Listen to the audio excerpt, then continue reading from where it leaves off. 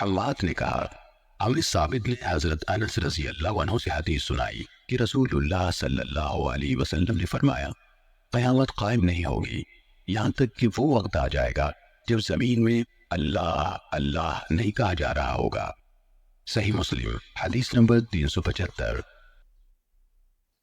حضرت ابو ہریرہ رضی اللہ عنہ سے روایت ہے کہ رسول اللہ صلی اللہ علیہ وسلم نے فرمایا، انبیاء میں سے ہر ایک نبی کو ایسی نشانیاں یعنی معجزے دیے گئے جن کو دیکھ کر لوگ ایمان لائے، اور وہی مجھے کو دی گئی جو اللہ نے مجھ پر نازل فرمائی۔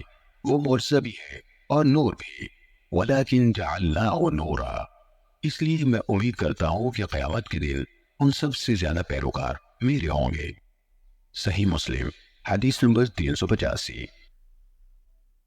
حضرت ابو ہریرہ رضی اللہ تعالیٰ عنہ نے رسول اللہ صلی اللہ علیہ وسلم سے روایت کی، آپ نے فرمایا، اس ذات کی قسم جس کے ہاتھ میں میری جان ہے، اس امت یعنی امت دعوت کا کوئی ایک بھی فرد یہودی ہو یا عیسائی میرے متعلق سن لے، پھر وہ مر جائے اور اس دین پر ایمان نہ لائے جس کے ساتھ مجھے بھیجا گیا، تو وہ اہل جہنم ہی سے ہوگا۔